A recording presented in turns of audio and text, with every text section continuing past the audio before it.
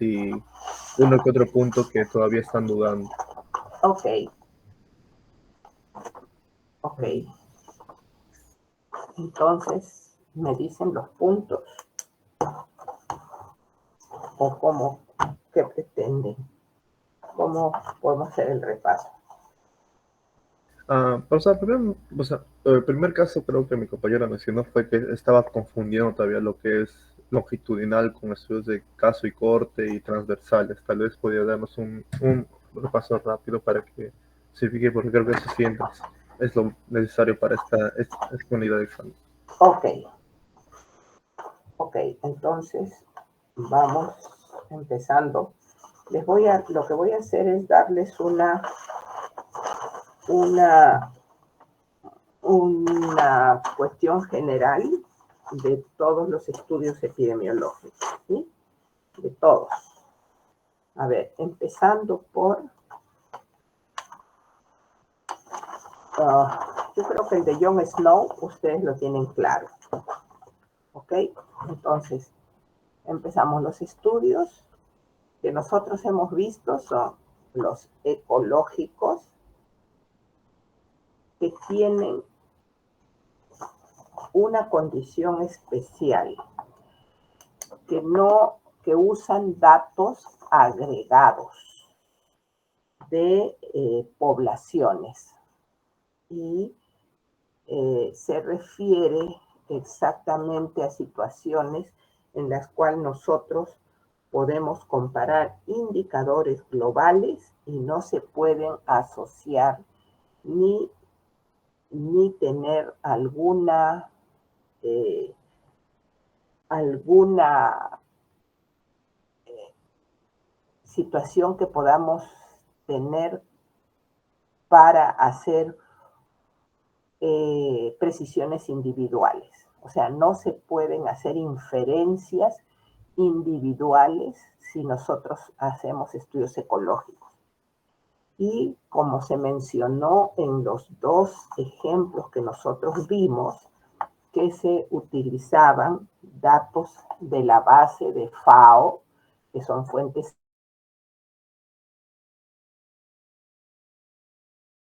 secundarias en variedad de alimentos, y del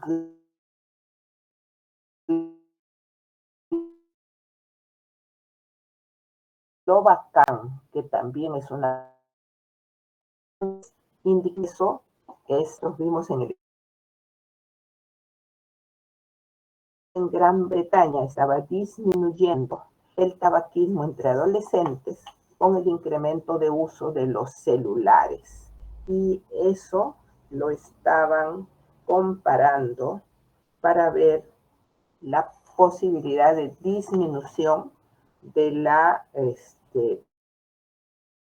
del consumo de cigarrillos, ¿ok? Entonces, eso también es un estudio ecológico, porque no permite hacer inferencias individuales, porque si no tendríamos una falacia ecológica. Entonces, estudios ecológicos, datos poblacionales, generalmente de datos secundarios, y tanto el factor de riesgo como el efecto se buscan en información ya publicada. ¿Ok? Entonces, esos son estudios ecológicos y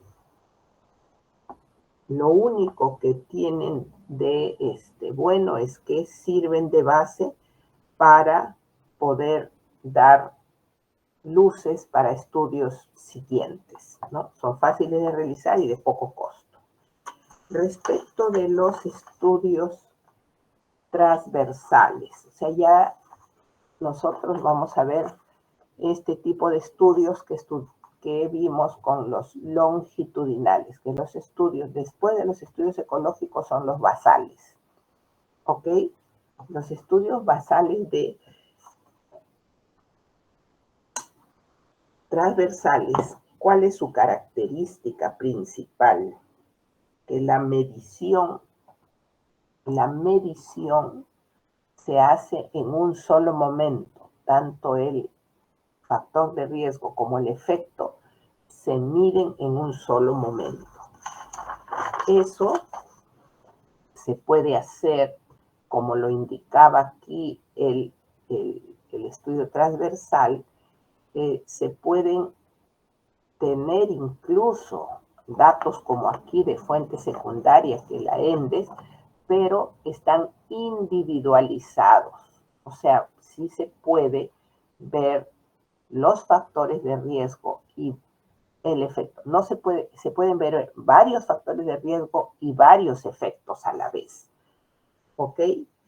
¿Qué medida epidemiológica nosotros podemos ver allí?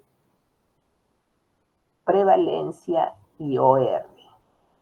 Entonces nosotros aquí tenemos que leer muy cuidadosamente cuando te piden revisar un estudio que podría ser una prevalencia.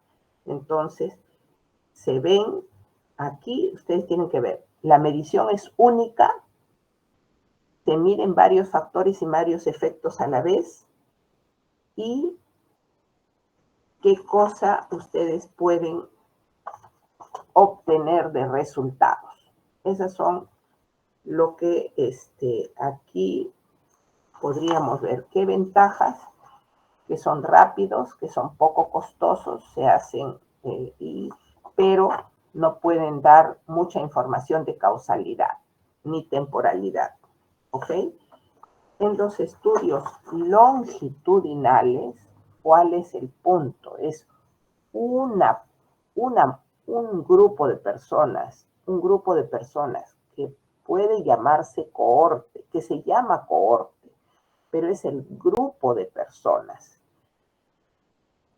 que se observa los factores de riesgo que tienen y que después de un tiempo determinado, que pueden ser 1, 2, 3, 5 años, 10 años, se pueden ver los efectos que uno busca, o sea, la enfermedad. Pero ¿cuál es la cosa acá? Que no tiene grupo control. No tiene grupo control, solamente tiene el grupo de investigación. En ello se ve quiénes tienen los factores de riesgo y quiénes no lo tienen, y a lo largo del tiempo se va a ver quiénes desarrollan la enfermedad y quiénes no desarrollan la enfermedad. ¿Ok? Pero es un solo grupo. No hay control. No se confundan porque les dicen que es una cohorte retrospectiva, ustedes van a decir que es un estudio de cohortes. No, hay un solo grupo, como lo que hemos visto en los ejercicios, que ahora los vamos a revisar posteriormente. Luego vienen, ¿qué se calcula acá? Incidencia y riesgo relativo. ¿Ok? Que luego vienen los estudios de casos y controles y cohortes. Aquí sí viene el estudio que se llama cohorte. Pero ¿cuál es la condición aquí? Que tiene un grupo control y un grupo de exposición.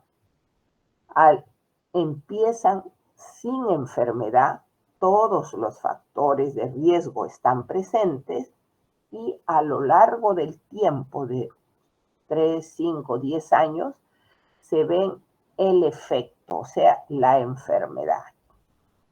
¿Qué se calcula acá? Incidencia y riesgo relativo. ¿Ok? Entonces, diferencia entre el longitudinal y el de cohortes es que el de cohortes tiene grupo control. Grupo control. El longitudinal es un solo grupo. Cohortes, dos grupos. Uno control y el otro de estudio. Vamos con los estudios, casos y controles. Se forman dos grupos también, uno de los casos y otro de los controles. ¿Qué diferencia hay con el anterior? Que se inicia desde la enfermedad, desde los casos. En el de cohorte se inicia de la exposición. Acá se inicia de los casos.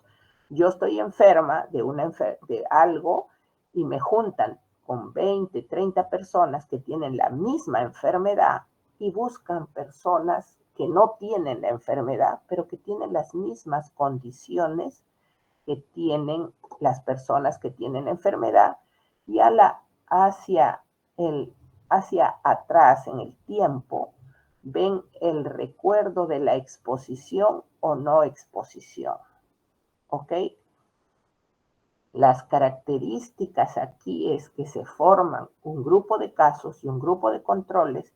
La condición es que tengan situaciones, edad, sexo, que vivan en la misma zona, que tengan unas situaciones similares de trabajo, que sean personas que están cerca. Aún puede ser que tengan tratamientos similares, ¿no? Eso hace que sean el control y buscan hacia el tiempo pasado el recuerdo de exposición o no. ¿Qué se calcula ahí? Prevalencia y OR. ¿Ok? Luego vienen los estudios experimentales que hemos estudiado la semana pasada. Los estudios experimentales tienen una condición específica en que son grupos en los cuales se forman, perdón, es una población de los cuales se ha extraído una muestra y se forman grupos para la investigación. Y dependiendo de cómo están formados, nosotros podemos decir si son un experimento verdadero, cuasi experimento o preexperimento. Si de esa muestra se separa y hay un grupo control, entonces nosotros empezamos la conformación de los grupos. Si esa conformación de grupos ha sido al azar o aleatorizada, tenemos la condición de aleatorización. Tenemos la condición de grupo control. Hay que hacer una medición basal, o sea, ¿qué tienen estas personas que están entrando al estudio? Luego se define la intervención y hay una medición final, o una o varias mediciones finales dependiendo del proceso. Pero para categorizar esto, nosotros tenemos que prever primero, ¿hay aleatorización para la conformación de los grupos? ¿Sí o no? ¿Hay un grupo control? ¿Sí o no? ¿Hay una medición basal? ¿Sí o no? Si nosotros decimos sí, sí, sí, y la intervención, entonces estamos frente a un estudio experimental verdadero o completo. Si nosotros no tenemos la aleatorización, es decir, los grupos se forman por interés, porque lo decide la persona participante, entonces no hay aleatorización, pero sí hay grupo control y sí hay medición basal y por supuesto la intervención y las mediciones finales, entonces eso es un cuasi experimental. Quito solo aleatorización y es cuasi experimental. Pero si yo no tengo el grupo control, además de la aleatorización, o sea, quito dos condiciones, la aleatorización y el grupo control, entonces es un preexperimento. ¿Ok? Entonces, ese es el panorama general de todas las investigaciones que vamos a ver. Ecológicas, prevalencia, longitudinales, casos y controles, cohortes, experimental verdadero, cuasi experimento o preexperimento. Ahí están los 8 tipos de estudios que con ustedes se han revisado. ¿Ok? Bien, entonces tenemos dos opciones. Me dicen sus preguntas o vemos el estudio de repaso que les ha mandado la profesora Piscoya. Gracias, profesora. De ahí también teníamos una, bueno, que precisamente tenía una duda en la pregunta, en el caso 3 de la práctica 8. Estaba dudando en la parte también, justo lo acaba de mencionar, lo que vendría a estar dado de qué estudio podía tratarse. Tal vez nos podría ayudar a resolverlo al cabo. Caso 3 de la práctica 8. Sí,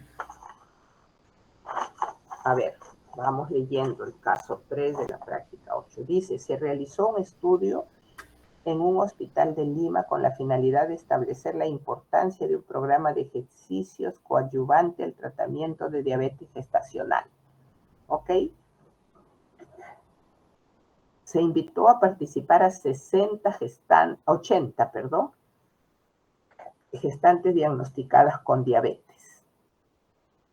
Se le dio una charla sobre la importancia del programa. Esta consistía en 30 minutos de ejercicio supervisado 3 veces por semana. Al terminar la charla se conformaron 2 grupos. Gestantes que formaron el grupo que participó en el programa de ejercicio supervisado por 30 minutos 3 veces por semana.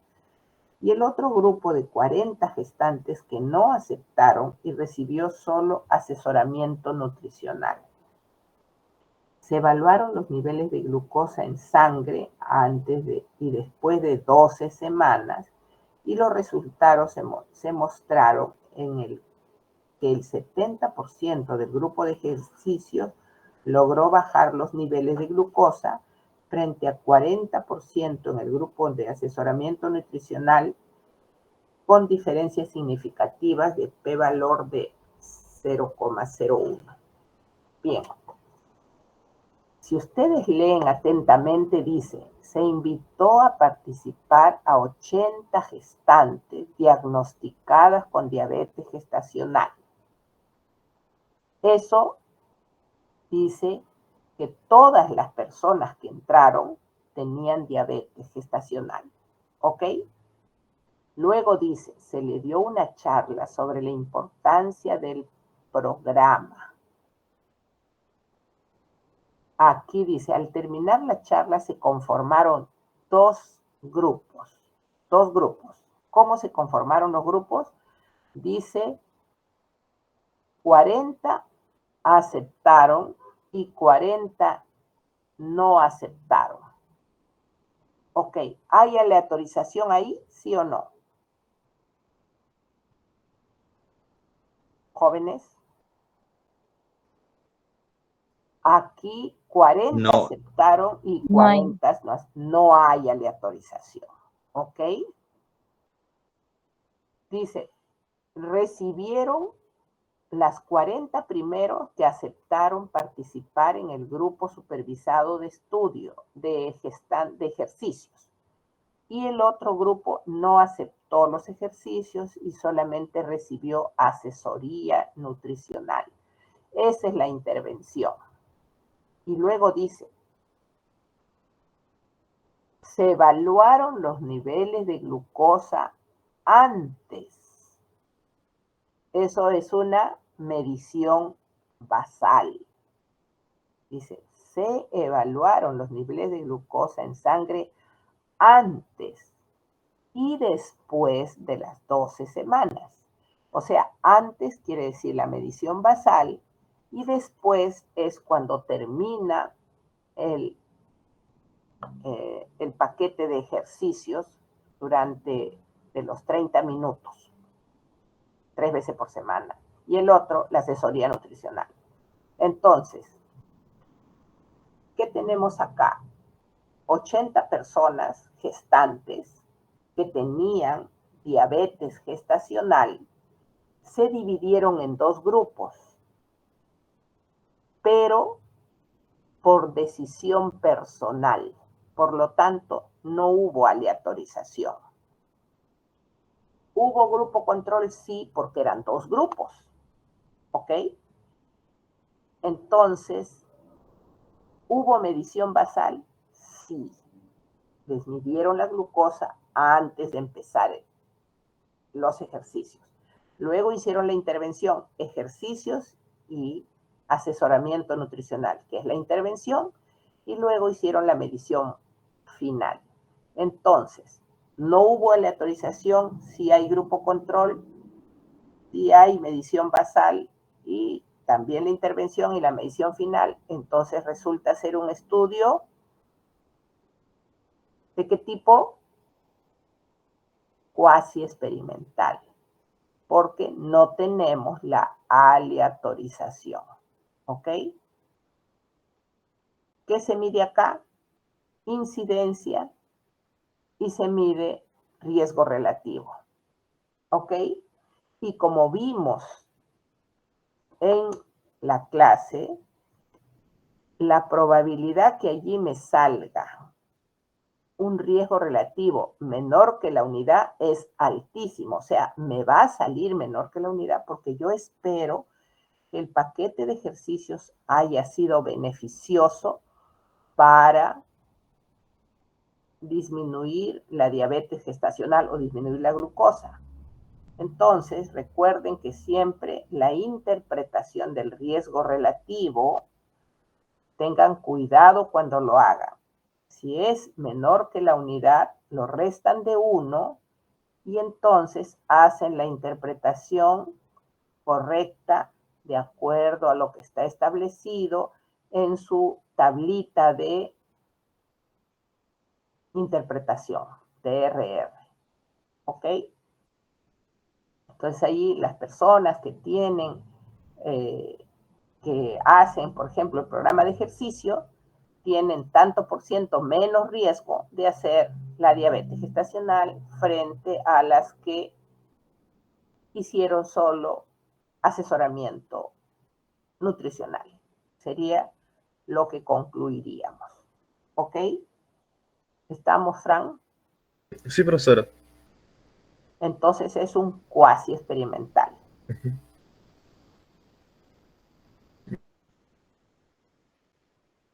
El, y el último punto sería que para sustentar ya sería con el cálculo del riesgo relativo.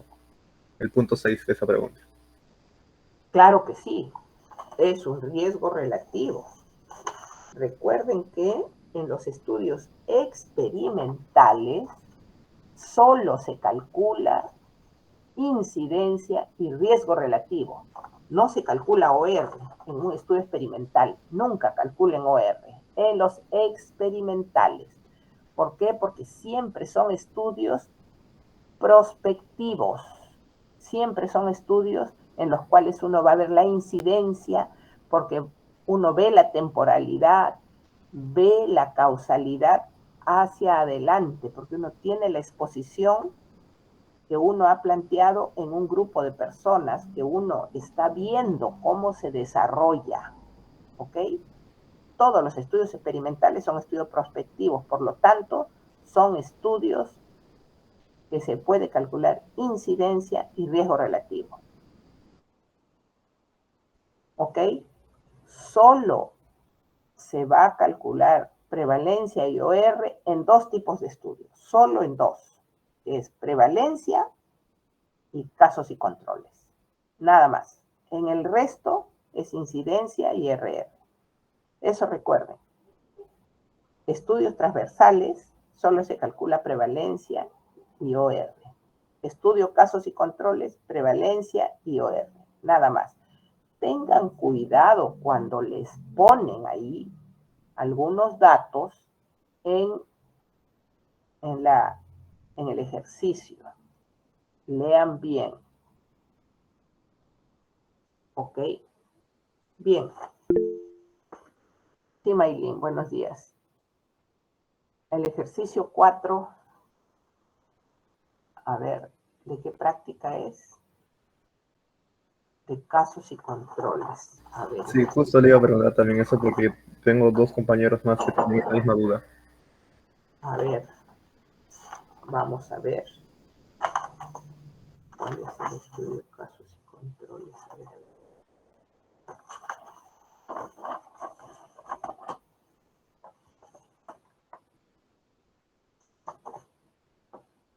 Esa investigación. A ver, ¿dónde está mi caso 4? A ver. Hoy. A ver, ¿dónde están mis? Historia natural. Asociación. Hoy creo que están, creo que las tengo en otro lado. A ver.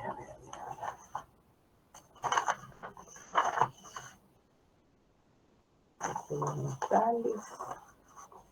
A ver, ¿dónde está el casos y controles? Ejercicio 4, que no lo encuentro. A ver, no sé cuál es. La ley, ejercicio, práctica. Ay, ¿dónde está? Guía de práctica 7, estudio de caso y control. Sí, lo que pasa es que lo estoy buscando porque hace un ratito creo que la he guardado en otro lado.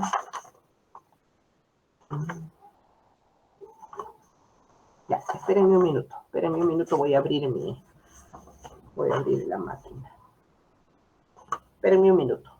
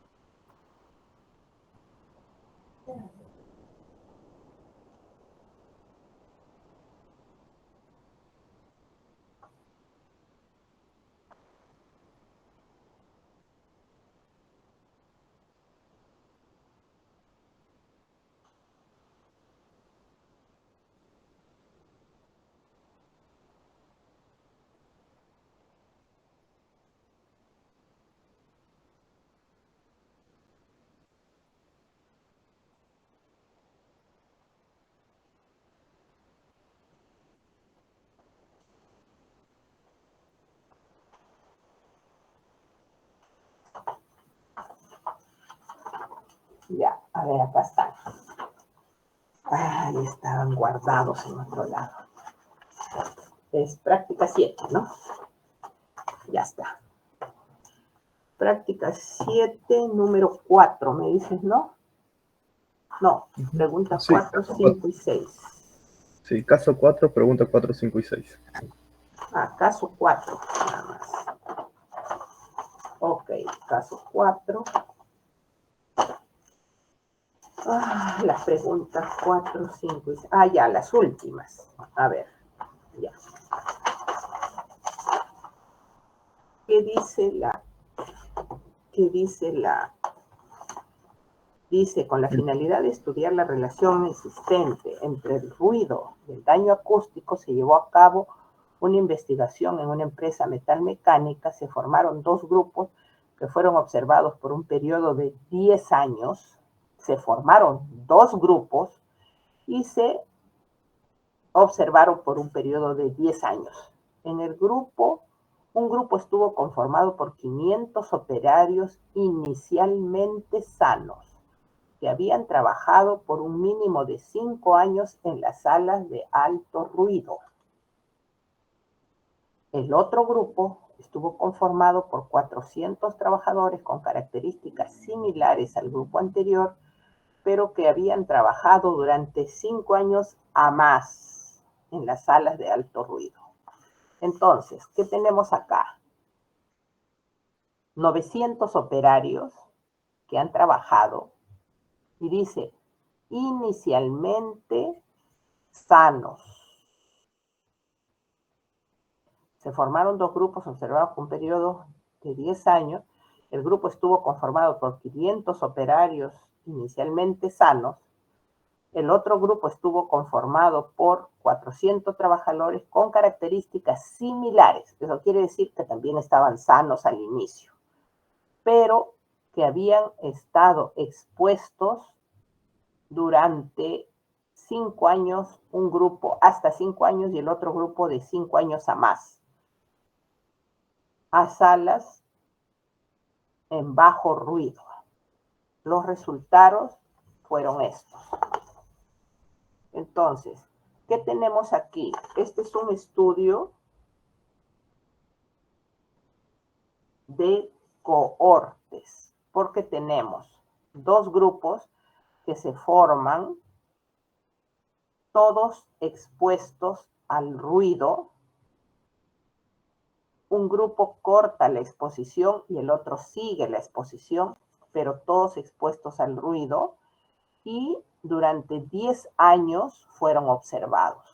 Y al cabo de 10 años hubieron algunos operarios que estaban expuestos a alto ruido, que fueron 500, de los cuales 83 hicieron problemas de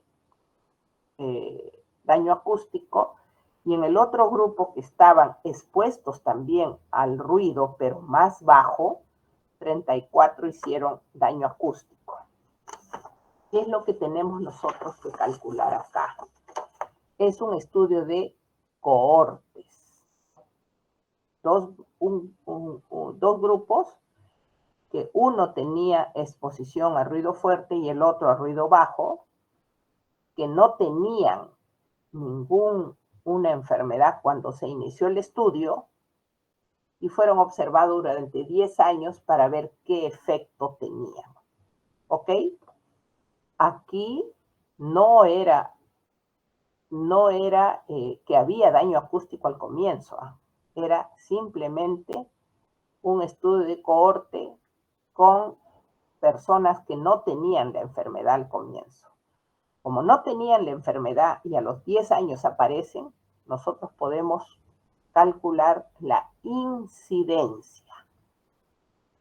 Y la pregunta 4 que me dice si existe asociación entre el ruido y daño acústico. Para medir asociación, ¿qué medidas nosotros tenemos? RR y OR. En este caso, como hay incidencia, ¿qué podemos calcular? RR. ¿Ok? Y el riesgo relativo en este caso sale 1.95, o sea, casi 2 veces el riesgo. Entonces, la interpretación ahí sería: los trabajadores que están expuestos al ruido mayor de 85 decibeles tienen 2 veces el riesgo es 85, sí, 85 decibeles. Tienen 2 veces el riesgo de tener daño acústico frente a los trabajadores que tienen exposición a ruido más bajo. ¿Ok? Esa sería la interpretación. Aproximadamente 2, porque es 1.95, o si quieren pueden poner 95% más de riesgo, pero idealmente es aproximadamente 2. La pregunta 5 dice, ¿qué probabilidad tiene un operario que trabaja en mecánica de tener daño acústico cuando trabaja en salas de ruido de mayor de 85 decibeles? ¿Qué sucede acá? Ya estamos viendo las medidas de impacto, porque dice, ¿qué probabilidad tiene un operario? Cuando decimos eso, es un PER, o riesgo atribuible porcentual. ¿Ok? Podemos calcularlo restando el RR menos 1 y dividiéndolo entre el RR, o calculando el riesgo atribuible y dividiéndolo entre la incidencia de los expuestos. Me va a salir lo mismo, que es 48.7%. Solo el FER, ¿ok? Cuando dicen qué probabilidad es solo el FER. ¿Y cuál es la interpretación? Que el 48% del daño acústico se está relacionado o se debe a la exposición de alto ruido o de ruido de mayor de 85 decibeles. Esa es la proporción. Y cuando les piden la última, que dice, en la empresa se está trabajando en el control de ruido mayor a 85 decibeles, ¿en qué proporción se espera que disminuya la incidencia del daño acústico? Miren aquí, dice, la empresa está trabajando en el control de ruido mayor a 85 decibeles. Eso quiere decir que es toda la empresa, no está diciendo solo en el grupo. Entonces, esto es un riesgo atribuible poblacional porcentual. Entonces, ¿qué tienen que hacer primero? Calcular la incidencia en la población, o sea, entre los 900. Sería 117 entre 900 y lo multiplican. Bueno, 117 entre 900 es la incidencia poblacional. Esa la restan menos la incidencia de los no expuestos. La incidencia de no expuestos tienen que tomarla la que está, que es 34 entre 400. Y esa resta la dividen entre la incidencia poblacional. Y les debe salir 34.6%. Y la interpretación sería, tal como dice la pregunta, ¿en qué proporción se espera disminuye la incidencia de daño acústico? Entonces dice, la empresa espera que haciendo control de ruido de mayor de 85 decibeles, la incidencia de daño acústico disminuiría en 34.6%. ¿Estamos? Sí, profesor. Ya mejor, más aclarado el tema. Sí. Ok.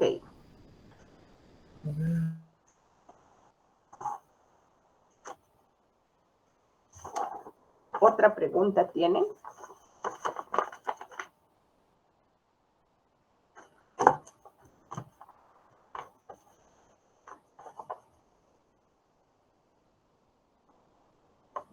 O podemos hacer los ejercicios de repaso de los análisis de casos que ha dejado la profesora Piscoya. Sí, profesora, ya no me mandan otras preguntas. Ok. Entonces, aquí hay uno. El ejercicio primero dice, en el año 2023 se realizó un estudio cuyo objetivo fue establecer si existía alguna relación entre el estrés laboral y el desarrollo de cuadros depresivos entre los trabajadores de salud. Para su ejecución se entrevistó a 300 trabajadores de salud a nivel nacional, a quienes se le aplicó una prueba para determinar el estrés laboral, dando como resultado que el 60% tenía estrés laboral, pero no presentaban ningún cuadro depresivo. En el año 2024, luego de un año de observación, se identificó a 78 trabajadores de salud que habían presentado algún tipo de cuadro depresivo, tanto leves como severos. ¿Ok? del grupo, o 63 de ellos eran del grupo en el que se determinó estrés laboral. ¿Ok? Entonces, ¿qué es lo que nosotros vemos acá? La primera pregunta es,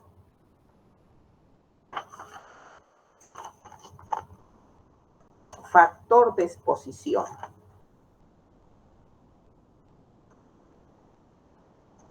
Es el estrés laboral.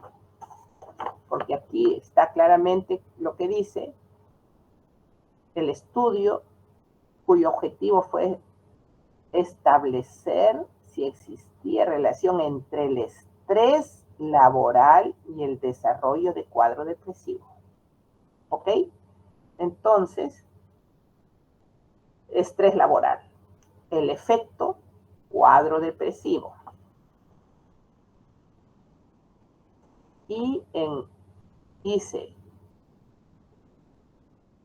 para su ejecución se entrevistó a 300 trabajadores, a quienes se le aplicó una prueba para determinar el estrés laboral, dando como resultado que el 60% tenía estrés laboral, pero no presentaba cuadro depresivo.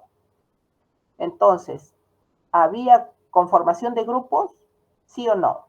No hay conformación de grupos. Porque fueron 300 trabajadores y a todos se les hizo la prueba de estrés. Encontraron que 60% tenía estrés laboral. ¿Hubo manipulación de variables? No. Pero acá dice que después de un año, acá dice, se realizó y en el año 24, luego de un año de observación, se identificaron que 78 trabajadores tenían algún tipo de cuadro depresivo. Manipulación de variable no hubo. ¿Qué medida de asociación podría usar? RR. ¿Y qué tipo de estudio es? Longitudinal. Porque aquí, miren, tiene luego de un año de observación, se identificó 78 trabajadores. O sea, acá tenemos un grupo de trabajadores a los cuales tenían una exposición a estrés laboral, pero no tenían un grupo control, todos juntos, y durante un año se les observó. Eso quiere decir que nosotros encontramos casos nuevos, ¿ok? Eso es incidencia. Por lo tanto, ¿qué medida de asociación voy a usar? RR. ¿Y qué tipo de estudio es? Longitudinal, porque no hay grupo control, todos los grupos se observaron, todo el paquete conjunto de los 300 trabajadores se le observó durante un año, pero sí se hizo una medición inicial para saber cómo estaban, ¿cierto? Listo. ¿Preguntas sobre eso? ¿Dudas sobre ese caso? Ninguna cosa. ¿No hay? Sí, claro que sí hubo seguimiento. Sí hubo seguimiento, porque ahí dice, después de un año de seguimiento. ¿Ok? Listo. Entonces, factor de riesgo, estrés laboral. Efecto, cuadro depresivo. ¿Se conformaron grupos? No. Manipulación de variables, no. ¿Qué medida usaría? Riesgo relativo, porque hubo seguimiento. ¿Ok? ¿Qué tipo de estudio es? Longitudinal, porque no hay grupo control. ¿Ok? El caso 2. Se desarrolló una investigación con la finalidad de encontrar la posible relación entre algunos factores y el desarrollo de la hepatitis B. Uno de los factores fue tener múltiples parejas sexuales. Participaron en el estudio 30 pacientes con diagnóstico de hepatitis B e igual número de pacientes sin hepatitis B seleccionados del consultorio de evaluación ocupacional. En el análisis de los resultados del estudio se encontró que el grupo de pacientes con hepatitis B, 16 tenían antecedentes de múltiples parejas sexuales, mientras que en el grupo sin hepatitis B solo 7 mostraban antecedentes. A diferencia del anterior, esta tiene pacientes con la enfermedad. ¿Ok? Tienen pacientes con la enfermedad. Dice, se desarrolló la investigación para encontrar posible relación entre algunos factores y el desarrollo de la hepatitis B. Uno de los factores estudiados fue tener múltiples parejas sexuales. Participaron en el estudio 30 pacientes con diagnóstico de hepatitis B, o sea, ahí están los casos, e igual número de pacientes sin hepatitis B. Ahí están los controles. ¿Ok? Entonces, ¿se conformaron grupos, sí o no? Sí, porque un grupo estaban enfermos y el otro grupo no estaban enfermos. ¿Ok?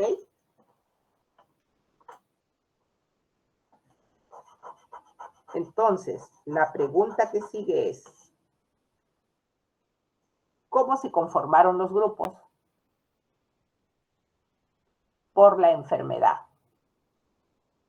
La respuesta es por el efecto o resultado o enfermedad. Porque un grupo tenía la hepatitis B y el otro grupo no tenía hepatitis B. ¿Ok? ¿Hubo manipulación de variables? No. ¿Qué medida de asociación usaría? ¿Y qué tipo de estudio es? Si nosotros vemos que hay casos y hay controles, entonces el estudio es de casos y controles. Si hay casos y controles, ¿qué medida de asociación podemos ver? OR. ¿Ok? Entonces, factor de exposición, múltiples parejas sexuales. Efecto, hepatitis B. ¿Se conforman grupos? Sí. ¿Cómo se conformaron los grupos? Por el efecto, por la enfermedad, por el resultado. ¿Hubo manipulación de variables? No. ¿Qué medida de asociación se usa? OR. ¿Qué tipo de estudio es? Casos y controles. ¿Preguntas de esto?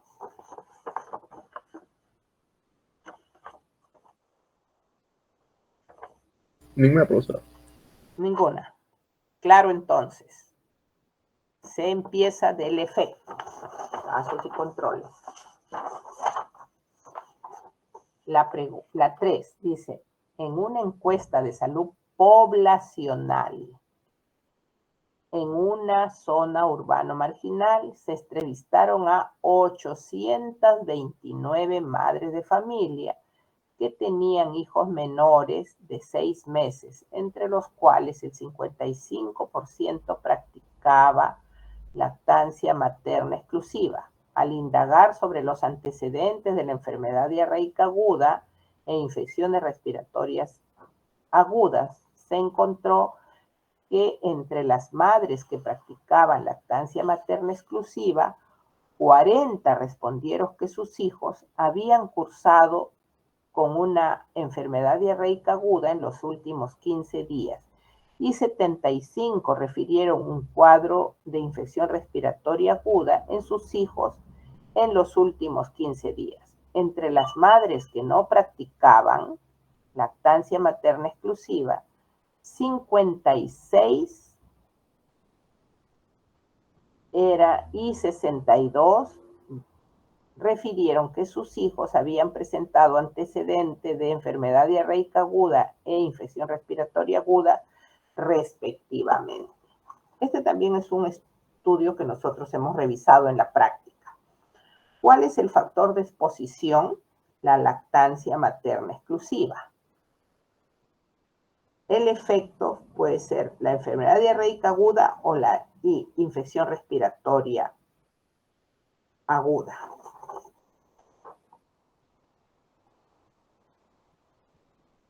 ¿Hubo conformación de grupos?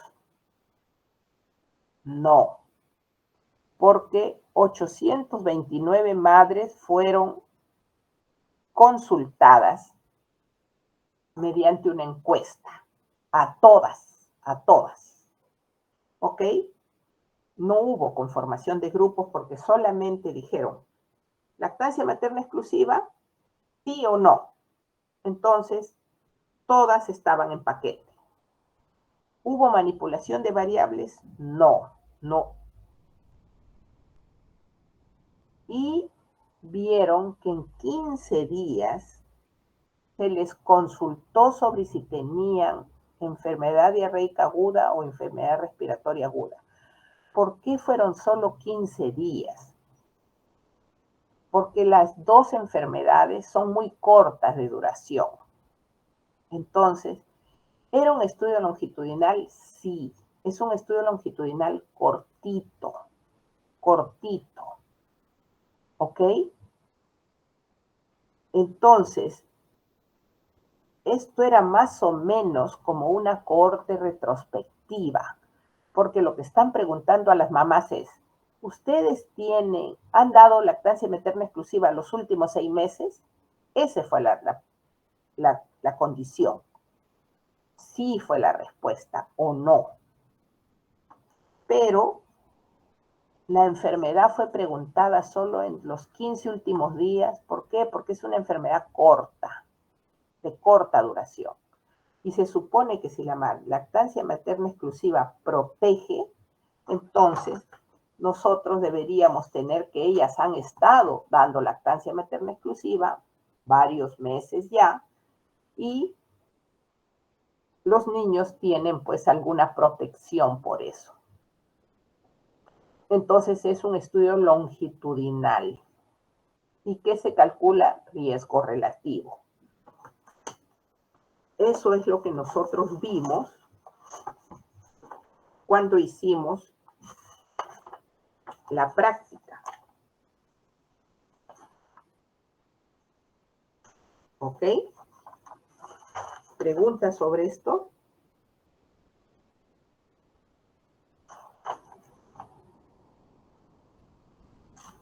Ninguna pregunta. Ninguna. Ok.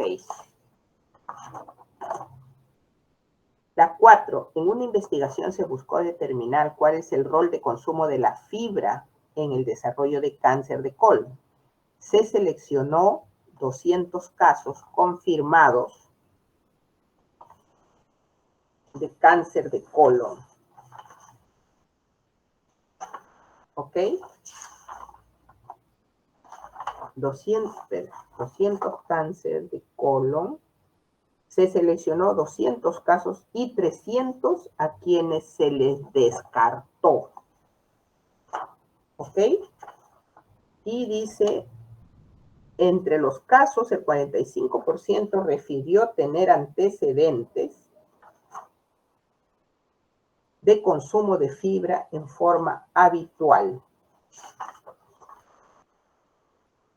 En el grupo que se les descartó la neoplasia, el 55% consumía fibra de manera habitual. ¿Ok? Entonces, ¿cuál es el factor de exposición allí? Consumo de fibra. ¿Cuál es el efecto? Cáncer de colon.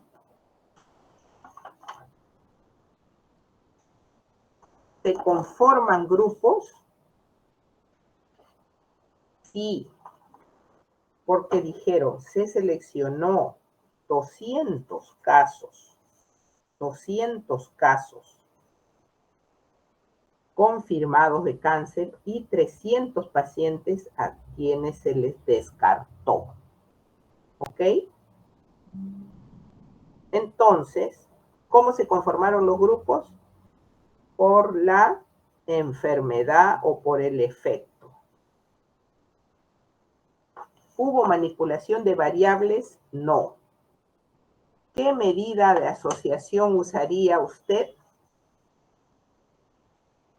OR. ¿Qué tipo de estudios fue? Casos y controles. ¿Alguna pregunta con esta?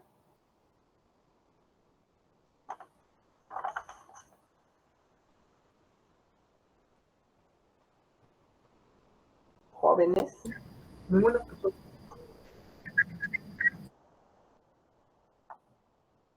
No, no hubo manipulación de variables.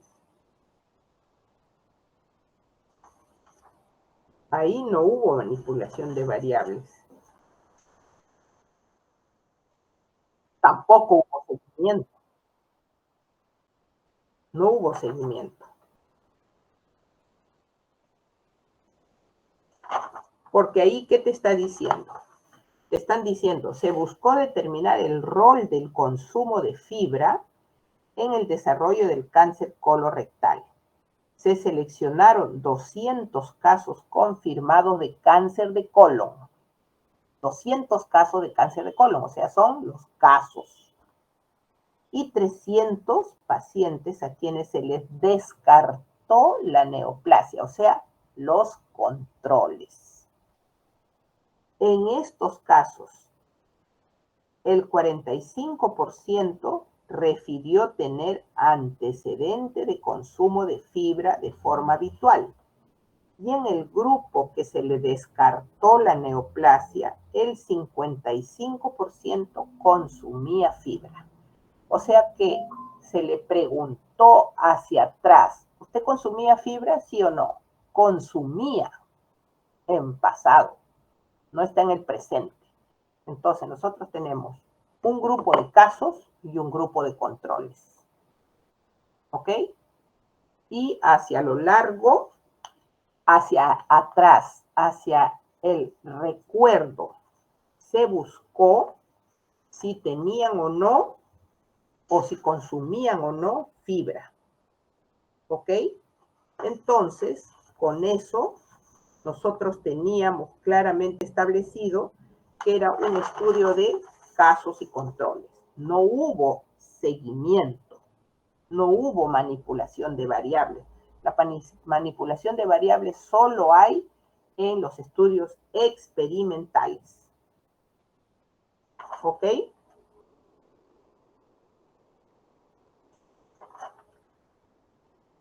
¿Alguna duda sobre eso?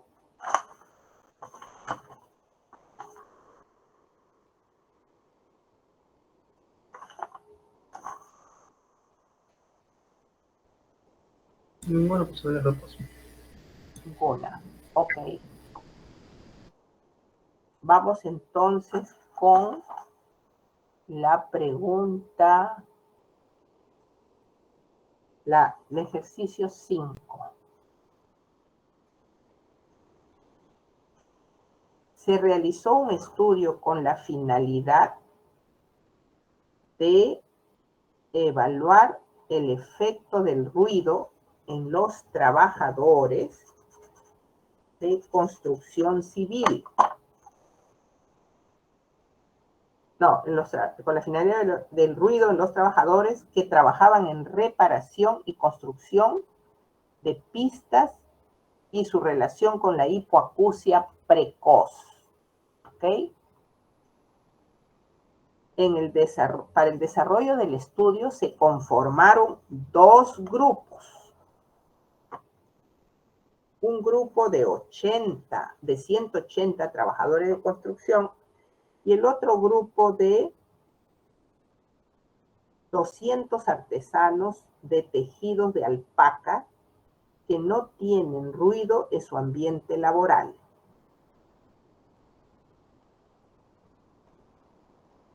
Y se les hizo un seguimiento durante 5 años. Al final del estudio se encontró que en el grupo de trabajadores de construcción 30 tenían problemas de hipoacusia precoz y en el grupo de artesanos de tejidos se encontró que 10 tenían problemas de hipoacusia. ¿Ok? Entonces, ¿cuál fue el factor de exposición? El ruido. ¿Cuál fue el efecto? La hipoacusia.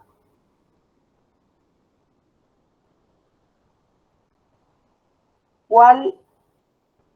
¿Conformación de grupos? Sí. ¿Hubo conformación de grupos? Sí. ¿Hubo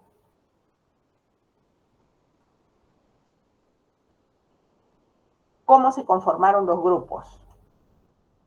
Se conformaron por la exposición. Por la exposición. ¿Ok? Porque lo que estamos diciendo ahí es, ¿hubo o no grupo, si hubo exposición o no? ¿Hubo manipulación de variables? No. ¿Qué medida de asociación utilizaría? Si acá yo tengo seguimiento durante 5 años, es que ha habido un estudio de cohortes.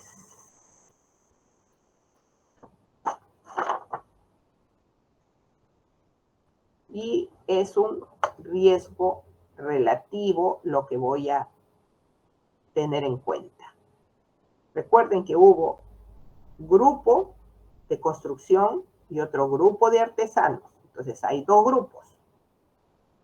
Y se le hizo seguimiento durante 5 años.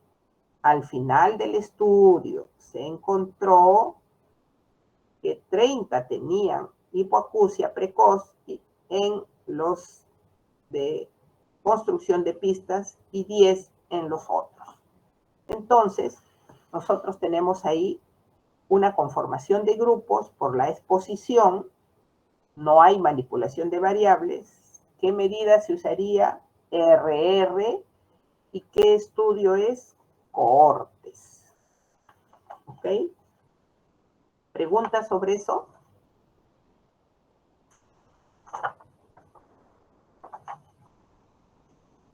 No, profesora. Dime. No, no es una pregunta. Ok.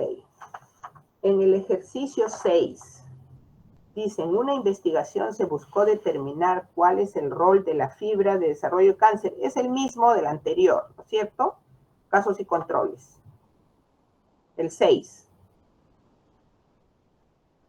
¿No? El 6 y el 4 son iguales. El estudio 7.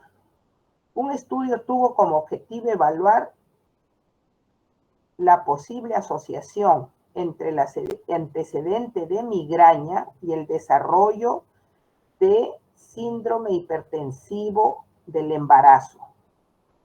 Para su ejecución, se realizó un seguimiento hasta finalizar el embarazo de 685 embarazadas. Embarazadas normotensas entre 11 y 16 semanas. Todas son embarazadas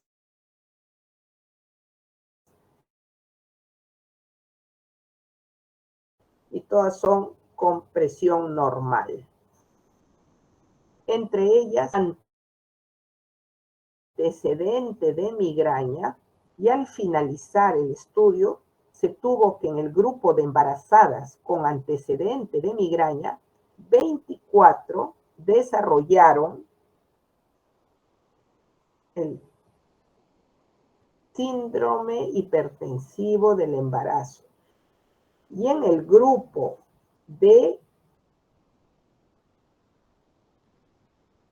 embarazadas sin antecedente de migraña, 13 desarrollaron el síndrome hipertensivo del embarazo. Entonces, aquí nosotros, ¿qué tenemos? Tenemos que todas las mujeres, dice,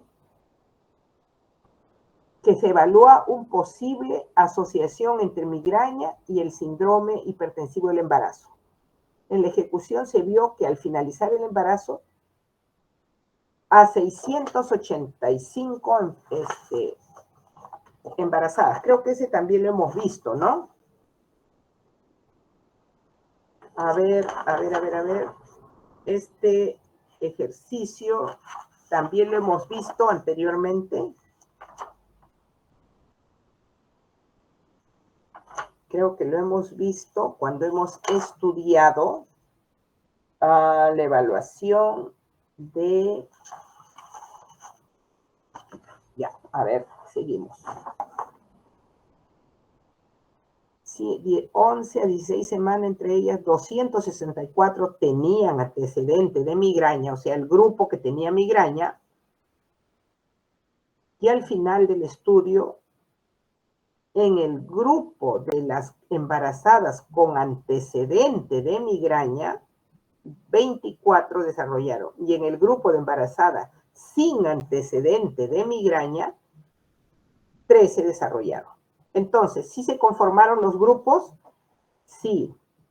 Los que tenían antecedente de migraña y los que no tenían antecedente de migraña, o sea, por el factor de riesgo. ¿Ok? Entonces, la migraña es el factor de riesgo y el efecto es síndrome hipertensivo del embarazo. ¿Se conformaron grupos? Sí. ¿Por qué? Por el factor de riesgo. ¿Se manipula la variable? No. Es un estudio de cohortes. Un estudio de cohortes. ¿Por qué? Porque nosotros teníamos a las embarazadas normotensas entre 11 y 16 semanas. Todas las embarazadas estaban sin la enfermedad, pero un grupo tenía el factor y el otro grupo no tenía el factor. Por lo tanto, nosotros tenemos que se formó el grupo sin la enfermedad. Y al finalizar el embarazo, se vio que algunas tenían el síndrome hipertensivo y el otros no.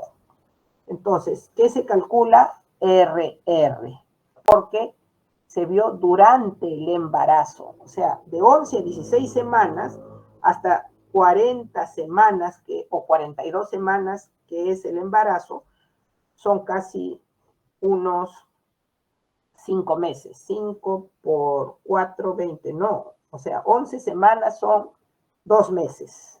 2 a 3 meses. Hasta los 9 meses son 6 meses de seguimiento. Por lo tanto, es un estudio donde sí hay seguimiento, no hay manipulación de variables, sí hay conformación de grupos y los grupos se formaron por el factor de riesgo. Eso es un estudio de cohortes. ¿Ok? ¿Preguntas sobre esto? No, profesora. Listo. Profesora, Dime. ¿Podría ser cohortes prospectivo en la última? Sí, es una cohorte prospectiva.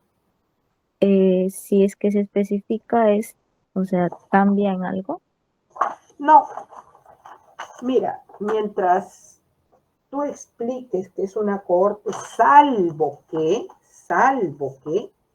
sea realmente una cohorte retrospectiva, en la cual ustedes lo que van a ver es un estudio donde les especifique que hay una conformación de grupos en un tiempo pasado. ¿Ok? Cuando hay una conformación de grupos en tiempo pasado, entonces ahí sí ustedes tendrían que ver que sería una cohorte retrospectiva. ¿Ok?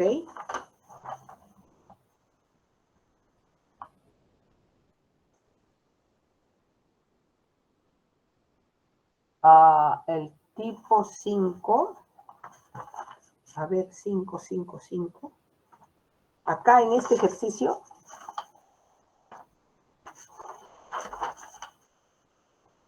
se entrevistó con la finalidad de evaluar en relación a esto y las pistas, de evaluar el efecto del ruido en los trabajadores.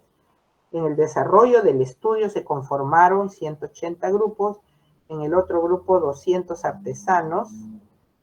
Se les hizo un seguimiento por 5 años. No, es una cohorte prospectiva también porque aquí están diciendo que se ha hecho un estudio prospectivo.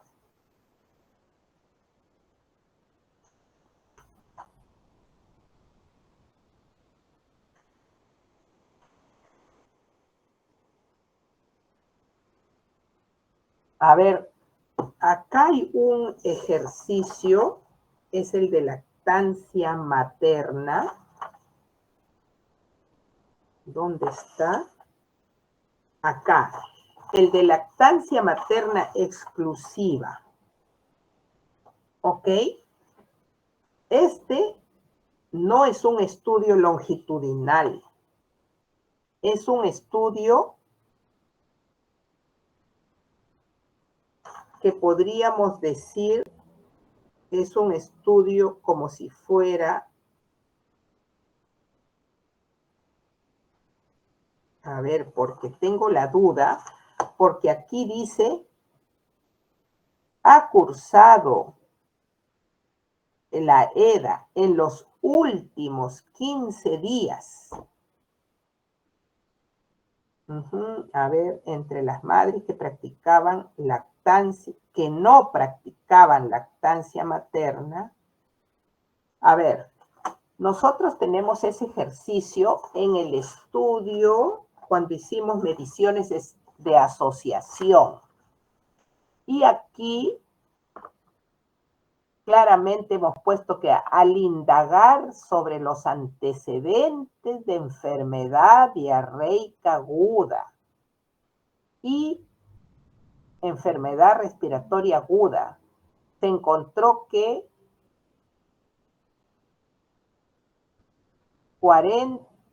las madres que practicaban lactancia materna exclusiva, que habían cursado, pero aquí está de manera diferente. A ver, déjenme ver. Dice, en una encuesta de salud poblacional en la zona urbano marginal, se entrevistó a 829 madres de familia que tenían hijos menores de 6 años, de 6 meses, entre los cuales 55 practicaba lactancia materna exclusiva.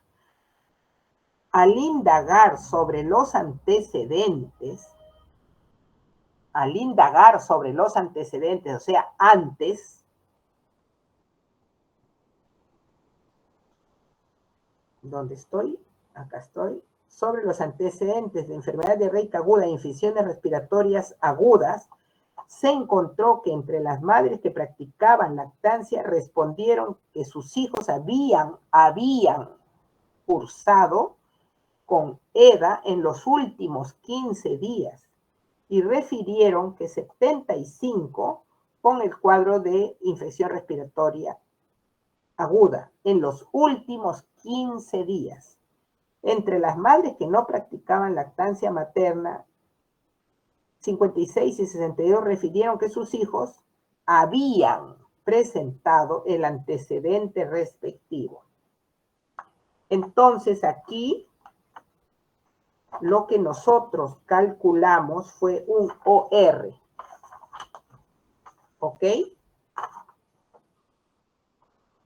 Por lo tanto, esto sería un estudio de casos y controles. ¿Ok? Corrijan eso, por favor. Sí, porque no me quedaba a mí aquí claro.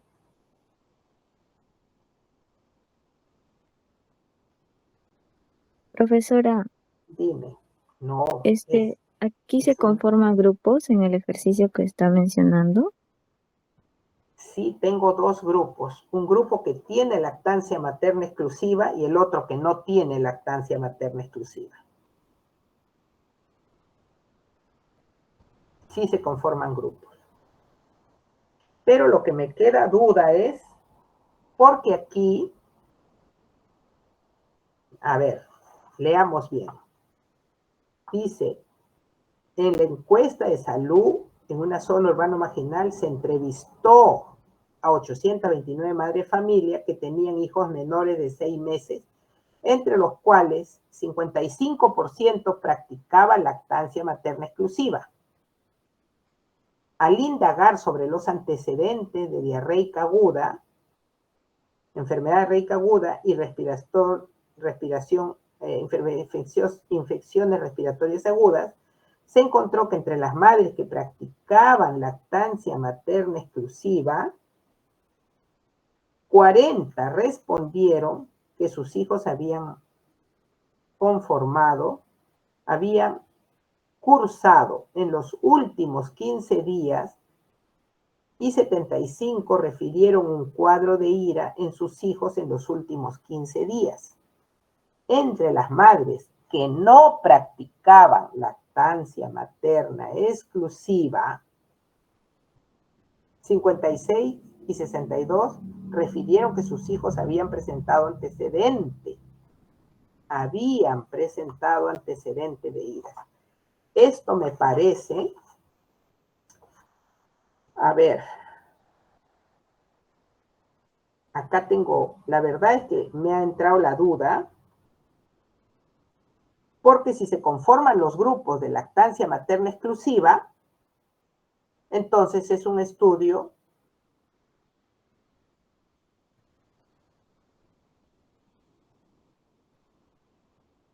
no, pero no tenemos acá. Sería A un ver, transversal, creo. parece un transversal. Parece un transversal. Porque es una encuesta de salud. ¿Ok? Tienes razón, es un transversal. Es un transversal.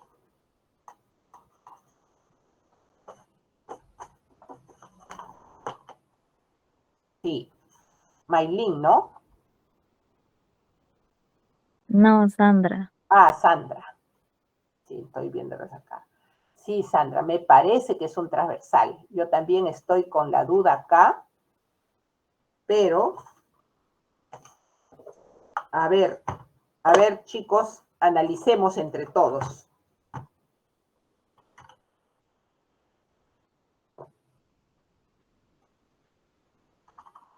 En una encuesta de salud poblacional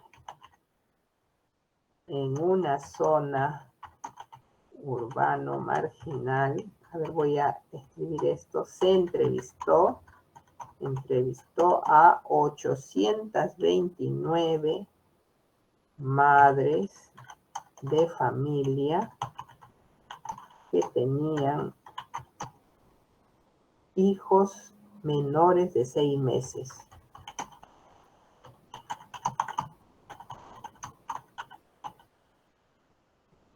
Entre los cuales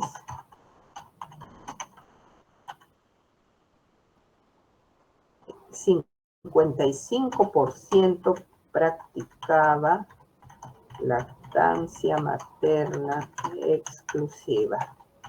Ah, espérense, acá voy a ver. Espérense. Ay, ay, ay. Aquí tengo una duda existencial, porque nosotros hemos calculado OR. Por lo tanto, acá me parece que esto es una medida de prevalencia.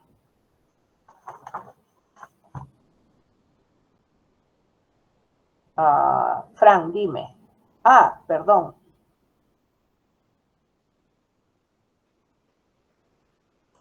A ver. Aquí está la duda. La tuberculosis. La medida de impacto, no es impacto.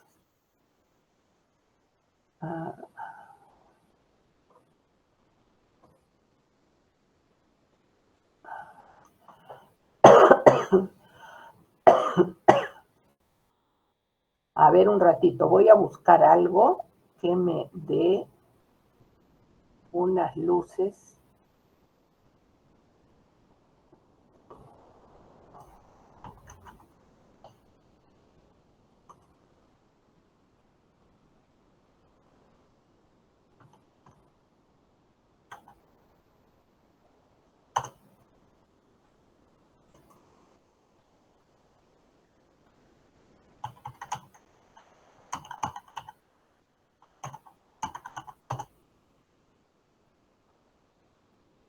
Sí, tienes razón, es un estudio transversal.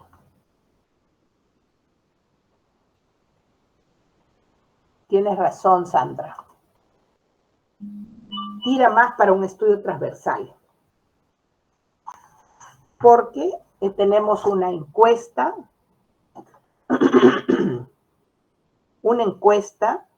en la cual se indagan los factores de riesgo y el efecto en el mismo momento.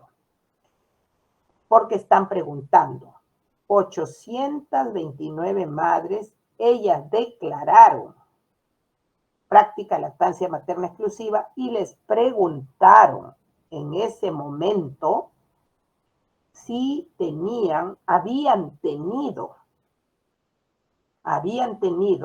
en los últimos 15 días diarrea o enfermedad respiratoria aguda. Tienes razón, Sandra. Es un estudio de prevalencia y se calcula OR. No hay manipulación de variables. No tenemos conformación de grupos. No tenemos, porque en el mismo momento se mide el efecto y el factor de riesgo. ¿Ok? Creo que con eso ya está aclarado esto. Sí, es un estudio de transversal.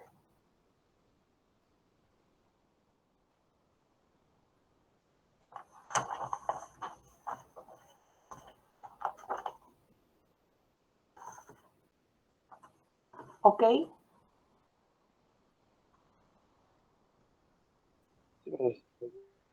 Dime.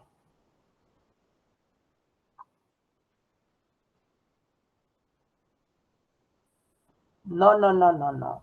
Ahí no te ha preguntado si hubo seguimiento. ¿Qué te está diciendo ahí? Mira, ve. Dice,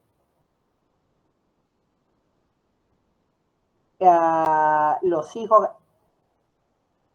dice, entre las madres que practicaban lactancia materna exclusiva, respondieron que sus hijos habían cursado con EDA en los últimos 15 días y refirieron un cuadro de ira en sus hijos en los últimos 15 días.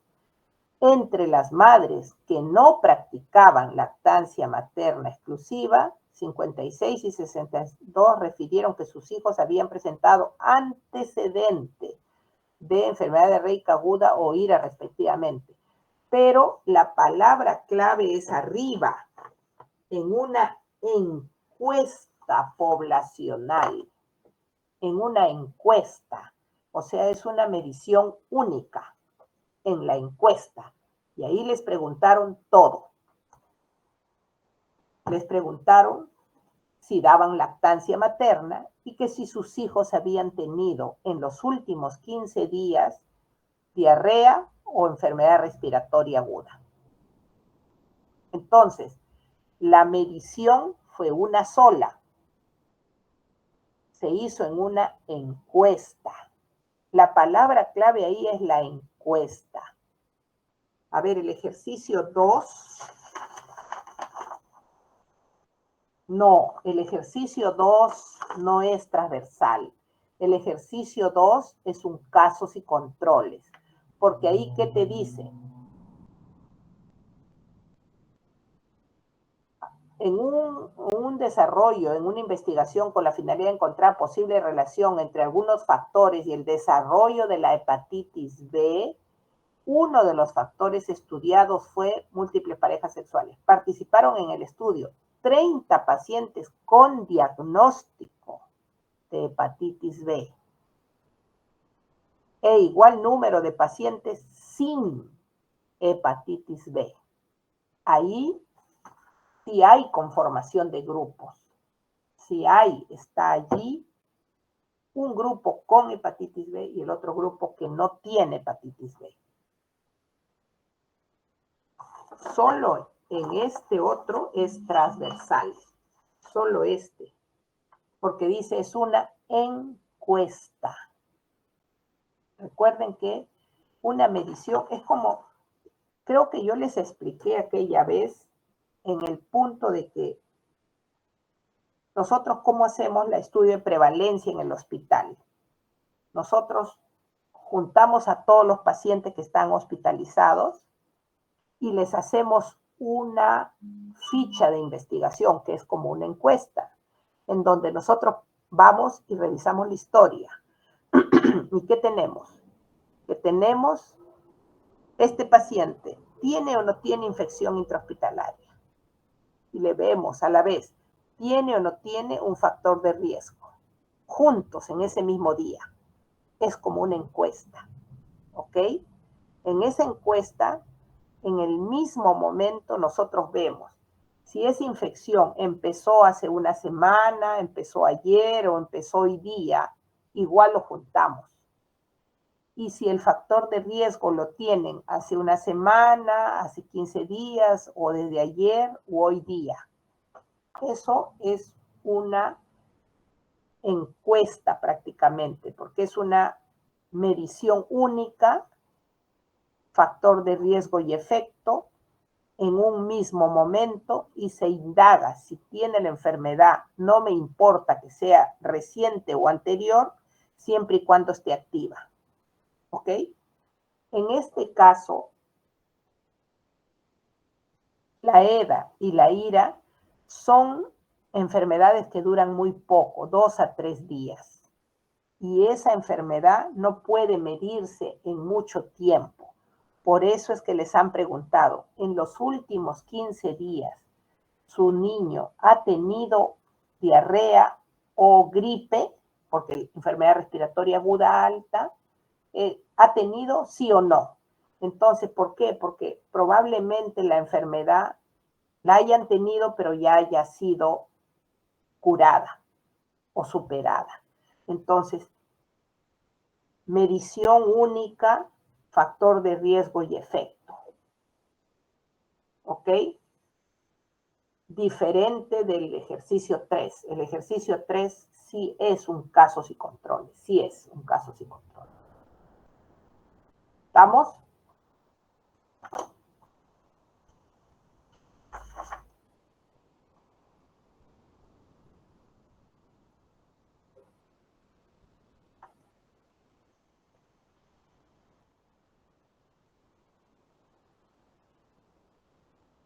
¿Alguna pregunta que queda?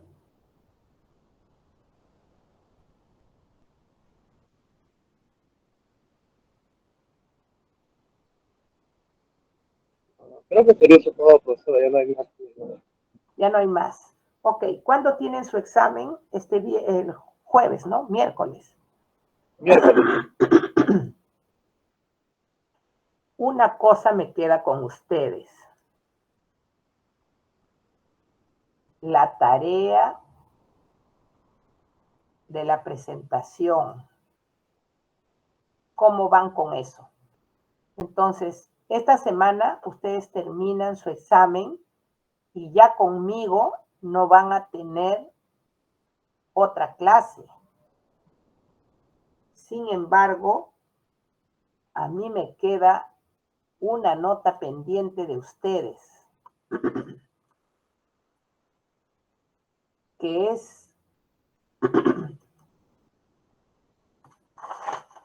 la nota de la presentación. Entonces, para la siguiente semana, tendríamos eso.